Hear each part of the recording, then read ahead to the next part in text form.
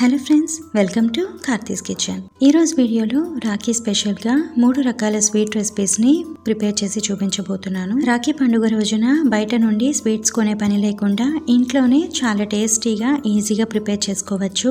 అన్నీ కూడా చాలా టేస్టీగా ఉంటాయి. ఫస్ట్ టైం చేసినా కూడా పర్ఫెక్ట్గా కుదురుతాయి. అందరికీ చాలా బాగా నచ్చుతుంది. ఈ వీడియోలో వచ్చేసి నేను ఇక్కడ ఉప్మా రవ్వతో రవ్వ బర్ఫీ ఎలా తయారు చేసుకోవాలో చూపించాను.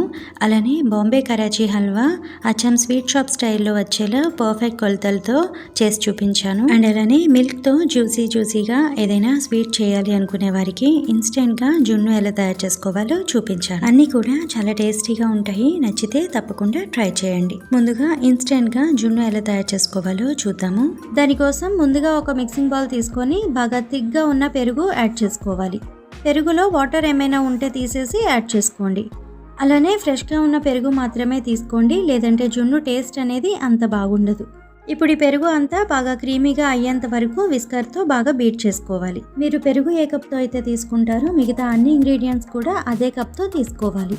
ఇలా క్రీమీగా అయిన తర్వాత ఇప్పుడు ఇందులో 1 కప్ వరకు కండెన్స్డ్ మిల్క్ యాడ్ చేసుకోవాలి. ఈ మిల్క్ మేడ్ మనకి మార్కెట్స్లో ఈజీగా అవైలబుల్ ఉంటుంది. ఇది కూడా బాగా మిక్స్ చేసుకోవాలి. నెక్స్ట్ ఇందులో 1/2 కప్ మిల్క్ పౌడర్ యాడ్ చేసుకొని లంప్స్ ఏమీ లేకుండా మిక్స్ చేసుకోవాలి. మిల్క్ పౌడర్ లేకపోతే స్కిప్ చేసి మిగతా ఇంగ్రీడియంట్స్ అన్ని యాజ్ ఇట్ ఈజ్ తీసుకున్నా మీకు జున్ను అనేది చాలా బాగా వస్తుంది. మిల్క్ పౌడర్ కూడా వేస్తే జున్ను టేస్ట్ అనేది ఇంకా బాగుంటుంది. ఇలా లంప్స్ ఏమీ లేకుండా మిక్స్ చేశాక 1.5 కప్ వరకు ఫుల్ ఫ్యాట్ మిల్క్ యాడ్ చేసి మిక్స్ చేసుకోవాలి.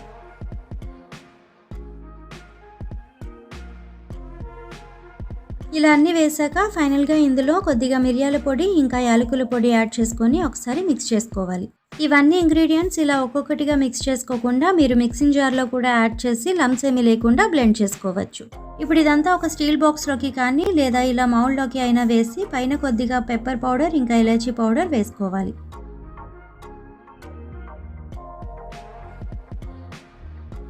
నెక్స్ట్ ఇలా అల్యూమినియం ఫాయిల్తో కవర్ చేసుకోవాలి, లేదా ప్లేట్ పెట్టి పైన ఏదైనా వెయిట్ పెట్టుకోవాలి. ఇప్పుడు ఆల్రెడీ స్టీమ్ చేసుకున్న కడాయిలో ఇలా స్టాండ్ ఏదైనా పెట్టి పైన ఈ మౌల్డ్ని ప్లేస్ చేసుకుని ఒక 40 to 45 మినిట్స్ వరకు స్టీమ్ చేసుకోవాలి. స్టీమ్ చేసినప్పుడు వాటర్ అనేది కొంచెం ఎక్కువగానే యాడ్ చేసుకోండి. ఒకవేళ మధ్యలో వాటర్ అయిపోయినట్టుగా అనిపిస్తే హాట్ వాటర్ మాత్రమే యాడ్ చేసుకోండి. 40 మినిట్స్ తర్వాత ఫోర్క్ కానీ నైఫ్ కానీ పెట్టి చూస్తే నైఫ్ క్లీన్ గా వచ్చినట్టయితే జున్ను పర్ఫెక్ట్ గా రెడీ అయిపోయింది. ఒకవేళ క్లీన్ గా రానట్టయితే మరొక 5 to 10 మినిట్స్ స్టీమ్ చేసుకోవచ్చు. ఇలా వేడిగా ఉన్నప్పుడే తీస్తే చాలా సాఫ్ట్గా ఉంటుంది కాబట్టి ఇది పూర్తిగా రూమ్ టెంపరేచర్లో వచ్చిన తర్వాత ఒక 2 అవర్స్ రీఫ్రిజిరేట్ చేసుకోవాలి.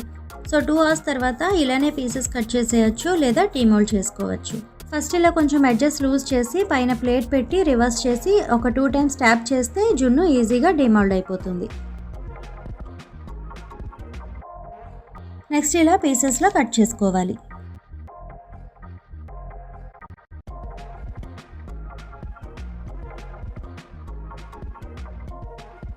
సో చూసారు కదా, ఎక్కడ క్రాక్స్ అనేవి ఏమీ లేకుండా పీసెస్ అనేవి చాలా బాగా వచ్చేస్తాయి. లోపల టెక్స్చర్ కూడా చాలా సాఫ్ట్గా స్పాంజీగా చాలా జ్యూసీగా వస్తుంది. నెక్స్ట్ ఇలా కావాలంటే పైన డ్రై ఫ్రూట్స్తో గార్నిష్ చేసుకోవచ్చు. సో చూసారు కదా, జున్ను ఎప్పుడు కావాలంటే అప్పుడు చాలా ఈజీగా చాలా టేస్టీగా ప్రిపేర్ చేసుకోవచ్చు. మీరు కూడా ఈ మెజర్మెంట్స్తో ఒకసారి ప్రిపేర్ చేసి చూడండి, మీకు కూడా ఇంతే టేస్టీగా వస్తుంది. ఇప్పుడు బాంబే కరాచీ హల్వా ఎలా తయారు చేసుకోవాలో చూద్దాం. ముందుగా ఒక మిక్సింగ్ బౌల్లో 1 కప్ వరకు కార్న్ఫ్లోర్ తీసుకోవాలి. మీరు కార్న్ఫ్లోర్ ఏ కప్తో అయితే తీసుకుంటారో అదే కప్తో మిగిలిన ఇంగ్రీడియంట్స్ అన్నీ తీసుకోవాలి. ఇప్పుడు అదే కప్తో 2 కప్స్ వరకు వాటర్ యాడ్ చేసుకోవాలి. ఫస్ట్ 1 కప్ వాటర్ యాడ్ చేసి లంప్స్ ఏమీ లేకుండా బాగా మిక్స్ చేసుకోవాలి. ఇలా బాగా మిక్స్ చేశాక మరొక కప్ వాటర్ యాడ్ చేసి మిక్స్ చేసుకోవాలి. ఇప్పుడు ఇలా లంప్స్ ఏమీ లేకుండా బాగా కలిపి పక్కన పెట్టుకోవాలి. ఇప్పుడు ఇలా కేక్ మౌల్డ్ కానీ ప్లేట్ కానీ తీసుకొని మౌల్డ్ అంతా కూడా గీ అప్లై చేసుకోవాలి. తర్వాత పైన ఇలా బటర్ పేపర్ పెట్టి మళ్ళీ గీ అప్లై చేసి పక్కన పెట్టుకోవాలి. బటర్ పేపర్ లేకపోయినా కూడా హల్వా ఈజీగా డీమౌల్డ్ అయిపోతుంది. ఇప్పుడు స్టవ్ ఆన్ చేసి కడాయి తీసుకొని కార్న్ఫ్లోర్ తీసుకున్న కప్తోనే 2 కప్స్ వరకు షుగర్ యాడ్ చేసుకోవాలి. 1 కప్ కార్న్ఫ్లోర్కి 2 కప్ షుగర్ అయితే స్వీట్ పర్ఫెక్ట్గా సరిపోతుంది. ఇప్పుడు దీనిలో 1 కప్ వరకు వాటర్ యాడ్ చేసుకోవాలి.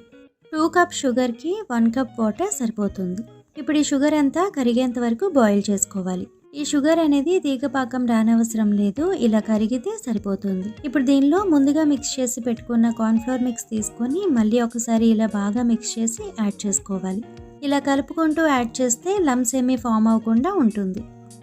ఇప్పుడు లో ఫ్లేమ్లో ఈ కార్న్ఫ్లోర్ మిక్స్ అంతా కూడా బాగా థిక్గా అయ్యేంత వరకు కుక్ చేసుకోవాలి. ఈ హల్వా చేసినప్పుడు లో ఫ్లేమ్లో మాత్రమే ప్రిపేర్ చేసుకోవాలి. మీడియం ఫ్లేమ్లో కానీ హై ఫ్లేమ్లో కానీ పెట్టి చేస్తే హల్వా అడుగు పట్టేస్తుంది, సరిగ్గా రాదు. సో హల్వా ప్రిపేర్ చేసేంతసేపు కూడా లో ఫ్లేమ్లో మాత్రమే కుక్ చేసుకోవాలి. ఒక 5 మినిట్స్కి ఇలా కొంచెం చిక్కగా అవ్వడం స్టార్ట్ అవుతుంది. ఇలా కంటిన్యూస్గా మిక్స్ చేసుకుంటూనే ఉండాలి, అప్పుడే హల్వా పర్ఫెక్ట్గా వస్తుంది. ఇలా ఈ కన్సిస్టెన్సీ వచ్చిన తర్వాత ఇప్పుడు దీనిలో 1 table spoon lemon juice add చేసుకోవాలి. లెమన్ జ్యూస్ యాడ్ చేసుకోవడం వల్ల షుగర్ క్రిస్టల్స్ అనేవి ఫామ్ అవ్వకుండా ఉంటుంది. ఇలా మిక్స్ చేస్తూ ఉండగా కలర్ అనేది కొంచెం ట్రాన్స్పరెంట్గా అవుతూ షైనీగా కనిపిస్తుంది. ఇప్పుడు దీనిలో 1/2 కప్ వరకు ఘీ తీసుకొని ఒక్కొక్క స్పూన్ ఘీ యాడ్ చేసుకుంటూ కలుపుకోవాలి. ఇలా 1 స్పూన్ ఘీ వేసాక ఇదంతా బాగా కలిసిన తర్వాతే మరొక టేబుల్ స్పూన్ ఘీ యాడ్ చేసుకోవాలి. ఇక్కడ నేను 1/2 కప్ వరకు మాత్రమే ఘీ యాడ్ చేస్తున్నాను. మీరు కావాలంటే 1 కప్ కార్న్ఫ్లోర్కి 1 కప్ వరకు ఘీ యాడ్ చేసుకోవచ్చు.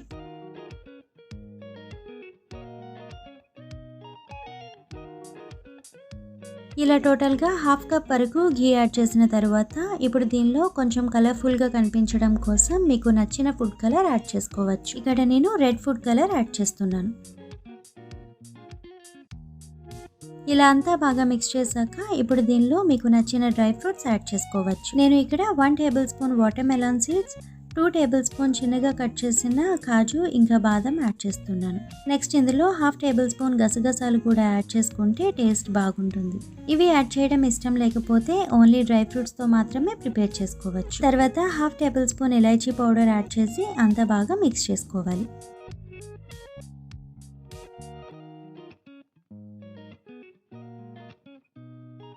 ఇలా కడాయి నుండి హల్వా ఈజీగా సెపరేట్ అయ్యి హల్వా నుండి ఘీ అంతా కూడా ఇలా రిలీజ్ అవుతూ ఉంటే హల్వా పర్ఫెక్ట్గా రెడీ అయిపోయినట్టే. లేదా ఇలా కొంచెం హల్వా తీసుకొని చేత్తో ఇలా ప్రెస్ చేస్తే చేతికి అంటకుండా బాల్లా ఇలా అయితే మీకు హల్వా పర్ఫెక్ట్గా కుక్ అయిపోయినట్టే. సో చూసారు కదా, కడాయి నుండి చాలా ఈజీగా సెపరేట్ అయిపోతుంది. ఈ హల్వా ప్రిపేర్ చేయడానికి టోటల్గా 30 to 40 మినిట్స్ వరకు టైం పడుతుంది. ఇప్పుడు స్టవ్ ఆఫ్ చేసుకొని ముందుగా గ్రీస్ చేసిన మౌల్డ్లో ఇలా కొద్దిగా డ్రై ఫ్రూట్స్ వేసుకోవాలి. పైన ఇలా హల్వా వేసి ఈవెన్గా స్ప్రెడ్ చేసుకోవాలి.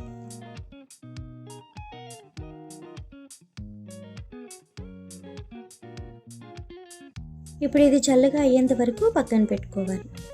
2 అవర్స్ తర్వాత చూస్తే ఇలా డ్రైగా అయిపోతుంది. ఇప్పుడు నైఫ్తో ఎడ్జెస్ కొంచెం లూజ్ చేసి రివర్స్ చేస్తే ఈజీగా డిమోల్డ్ అయిపోతుంది. ఇలా బటర్ పేపర్ వేస్తే డ్రై ఫ్రూట్స్ మనం ఎలా వేసినవి అలానే చాలా బాగా కనిపిస్తాయి, చూడడానికి కూడా చాలా బాగుంటుంది. ఇలా మీకు నచ్చిన సైజులో కట్ చేసుకోవచ్చు.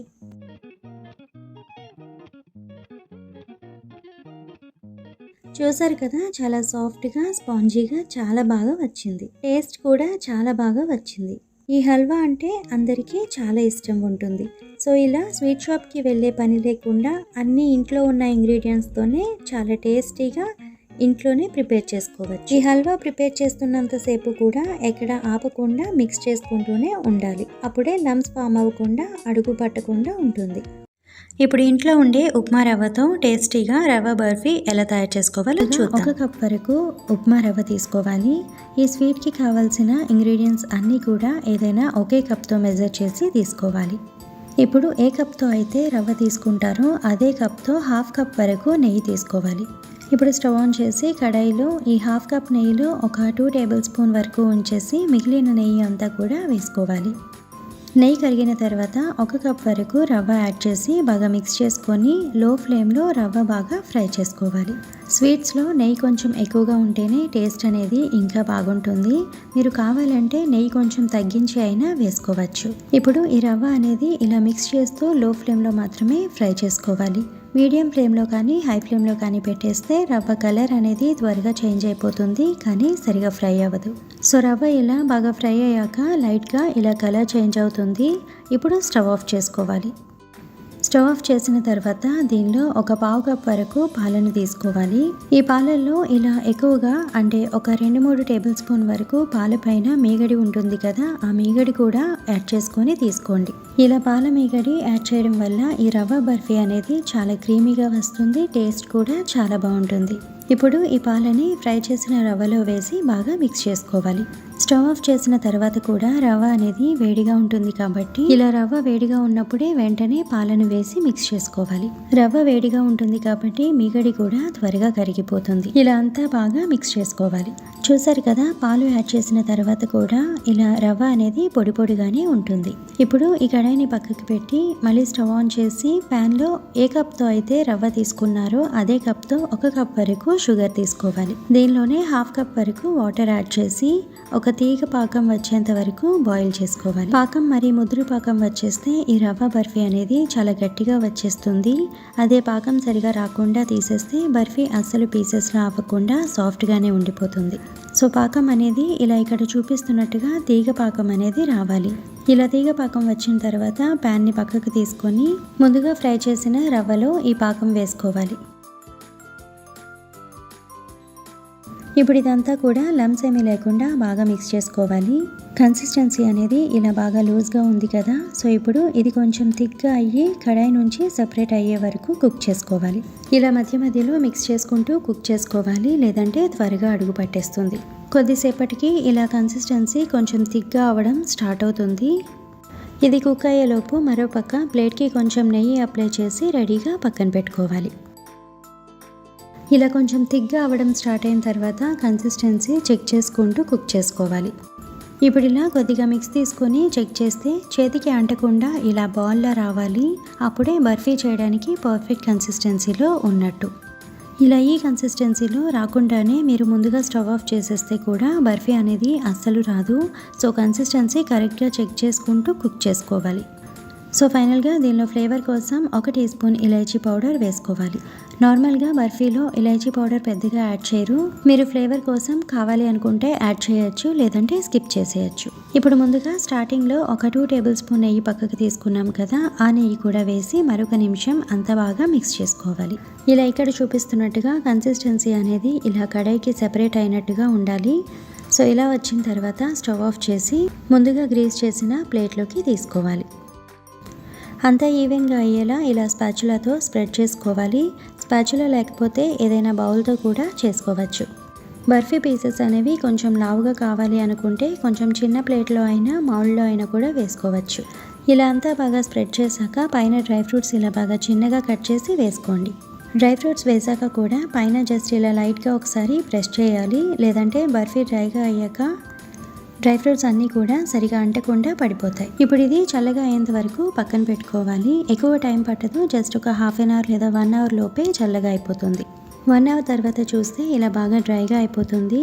ఇప్పుడు మీకు నచ్చిన సైజులో ఇంకా షేప్లో కట్ చేసుకోవచ్చు. ఈ బర్ఫీ చేయడానికి చాలా ఈజీగా వచ్చేస్తుంది. ఈ రవ్వ బర్ఫీలో మిల్క్ పౌడర్, కండెన్స్డ్ మిల్క్ అలాంటివి ఏమీ యాడ్ చేయకపోయినా కూడా ఈ బర్ఫీ అనేది క్రీమీగా అచ్చం స్వీట్ షాప్లో నుండి తెచ్చినట్టుగానే చాలా టేస్టీగా ఉంటుంది. నేనైతే ఇక్కడ నార్మల్గానే పీసెస్ కట్ చేస్తున్నాను. మీరు కావాలంటే డైమండ్ షేప్లో కూడా కట్ చేసుకోవచ్చు. ఈ రవ్వ బర్ఫీ అయితే చాలా టేస్టీగా వచ్చింది. మీరు కూడా తప్పకుండా ఈ ప్రాసెస్లో ఒకసారి ట్రై చేసి చూడండి, చాలా పర్ఫెక్ట్గా కుదురుతుంది.